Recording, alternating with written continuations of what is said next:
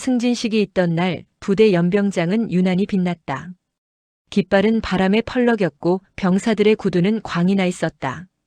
박정우는 계급장을 새로 단 채 단상 위로 걸어 올라갔다. 소령 박정우 임명장을 수여합니다. 그 순간 우레 같은 박수가 터졌다. 그의 눈은 객석 한쪽을 향했다.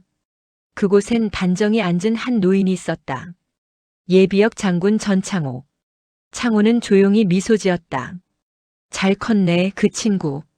행사가 끝난 뒤 정우는 달려가 인사했다. 어르신 와주셔서 감사합니다. 당연히 와야지. 이제 자네도 어엿한 지휘관이잖아. 아직 많이 부족합니다. 부족함을 아는 게 리더의 자격이야. 두 사람은 부대 근처 작은 카페에 앉았다. 창호는 조용히 물었다. 소령이 되니 기분이 어떤가? 솔직히 기쁨보다 부담이 큽니다. 좋은 말이네. 명예는 가벼운 게 아니지. 그걸 등에 지고 나아가려면 마음이 곧아야 해. 그때였다. 정우의 휴대폰이 울렸다. 참모장 표시. 예, 참모장님. 정우 소령 축하하네. 그런데 하나 부탁이 있네. 말씀하십시오. 이번 주 부대 감사에서 한 항목 조금 수정해줬으면 하네. 괜히 윗선까지 보고 올라가면 복잡하거든. 정우의 얼굴이 굳었다. 수정이요? 어떤 내용입니까? 그냥 형식적인 거야. 자네가 잘 처리하면 다 좋게 끝나지. 통화가 끝난 뒤 그는 한동안 침묵했다. 창호가 그의 표정을 읽었다. 뭔가 마음에 걸리나 보지. 정우는 솔직히 털어놨다. 감사 자료를 조작하라는 식으로 말씀하셨습니다. 그게 명예를 위한 일인지 아니면 눈가리기인지 모르겠습니다. 창호는 찻잔을 내려놓았다. 명예는 사람 위에 세우는 게 아니라 양심 위에 세우는 거야. 사람은 속일 수 있어도 양심은 못 속이지. 정우는 고개를 숙였다. 제가 그 말을 잊지 않겠습니다. 그날 밤 그는 결심했다. 감사 자료를 조작하지 않고 사실대로 보고했다. 다음 날 사단 참모실이 술렁였다. 저 소령 미쳤나? 윗선 말 거역했다고. 그럼 인사불이익 받을 텐데. 결과는 곧바로 찾아왔다. 인사이동 명령서. 박정우 소령 타부대로 전속. 명령서 한 장으로 모든 게 바뀌었다. 그는 아무 말 없이 짐을 쌌다. 병사들은 눈시울을 붉혔다. 소령님, 우리 다 따라가고 싶습니다. 그래줘서 고맙다. 하지만 너희는 여기서 더 잘해야 한다. 그가 떠나던 날 정문 앞엔 한 사람이 기다리고 있었다. 전창호였다. 왔군. 어르신 결국 이렇게 됐습니다. 그래서 후회하나? 아닙니다. 그냥 명예란 게 이렇게 무거운 줄 몰랐습니다. 창호는 미소 지으며 고개를 끄덕였다. 무거워야 진짜지. 가벼운 명예는 바람에도 날아가네. 둘은 나란히 걸었다. 정문을 지나 한참을 걷다가 창호가 입을 열었다. 젊었을 때 나도 그런 선택을 한 적이 있었네. 그땐 세상이 나를 버린 줄 알았지. 하지만 세월이 지나 보니 나를 기억해 준 건 직책이 아니라 그때의 선택이더군. 정우는 그 말을 곱씹었다. 결국 제가 잃은 건 자리일 뿐이네요. 맞네. 명예는 잃지 않았잖아.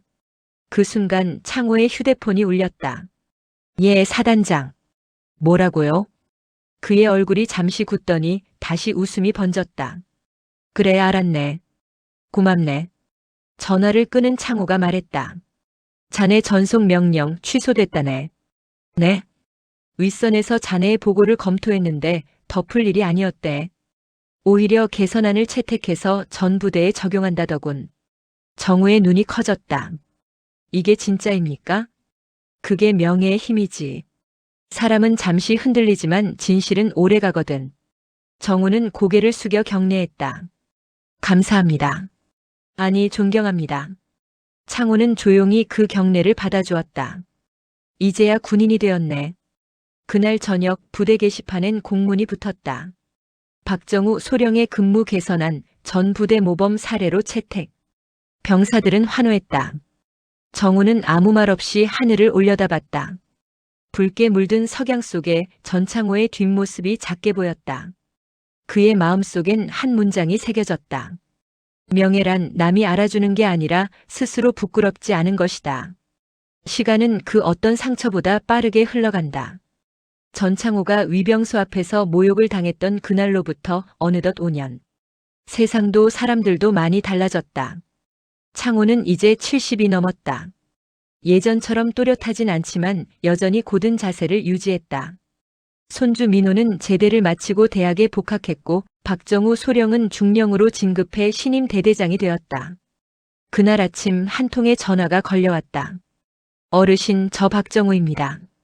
오랜만이네. 자네 목소리 반갑군. 이번에 부대 창설 50주년 기념 행사에 명예 초청인으로 모시고 싶습니다. 이 나이에 뭘 하겠나? 아닙니다. 어르신이 계셔야 이 부대가 완성됩니다. 며칠 후 창호는 단정히 정복 차림으로 부대에 도착했다. 정문 앞 바로 그 자리. 5년 전 모욕을 당했던 그 위병소였다. 이번엔 달랐다. 근무 중이던 병사가 가장 먼저 달려와 경례를 붙였다. 예비역 장군님 환영합니다. 창호는 미소를 지었다. 고맙네. 그 인사 참 오랜만이야. 부대는 그를 위해 깃발을 내걸었다. 명예는 마음에서 시작된다. 그 문장은 박정우가 직접 써붙인 문구였다.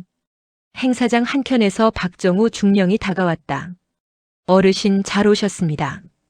이제 중령이라니 세월이 빠르네. 어르신 말씀대로 살다 보니 조금은 사람을 남길 줄 알게 된 것 같습니다. 그래, 그럼 됐네. 그때 누군가 창호를 불렀다. 할아버지. 민호였다. 제대한 지 얼마 안 된 얼굴엔 아직 군인의 기운이 남아 있었다. 자네도 왔구먼. 네. 대위님 아니, 이제 중령님 덕분에 많이 배웠어요. 그래, 좋은 인연이네. 창호는 두 사람을 번갈아 보았다. 손주와 제자. 다른 세대지만 같은 눈빛. 행사가 시작됐다. 박정우 중령이 단상에 올라 마이크를 잡았다. 오늘 우리는 한 분의 이야기를 기억하려 합니다. 그분은 계급이 아니라 예의와 명예로 우리 군의 기틀을 세운 분입니다. 그 순간 병사들과 장교들이 일제히 일어섰다. 전창호 장군님께 경례. 충성. 울려 퍼지는 함성 속에서 창호의 눈가가 붉어졌다. 그의 삶이 다시 한번 빛을 받는 순간이었다. 행사가 끝난 뒤 세 사람은 부대 뒷산의 작은 벤치에 앉았다. 바람은 잔잔했고 하늘은 푸르렀다. 박중령. 예, 어르신. 이제 자네가 나보다 더 훌륭한 장군이 될 거야. 그건 아닙니다. 저는 아직도 배웁니다. 배우는 사람만이 오래가네. 민호가 물었다. 할아버지, 군인은 결국 뭘 지켜야 하는 걸까요? 창호는 잠시 하늘을 바라봤다. 나라를 지키는 것도 중요하지만 그보다 먼저 사람의 마음을 지켜야 한다. 그걸 잃으면 총을 들고 있어도 지킨 게 아무것도 없단다. 정우는 조용히 고개를 끄덕였다. 그 말 부대 좌우명으로 걸겠습니다. 그럼 됐지. 내 바람이 그거야. 잠시 침묵이 흘렀다.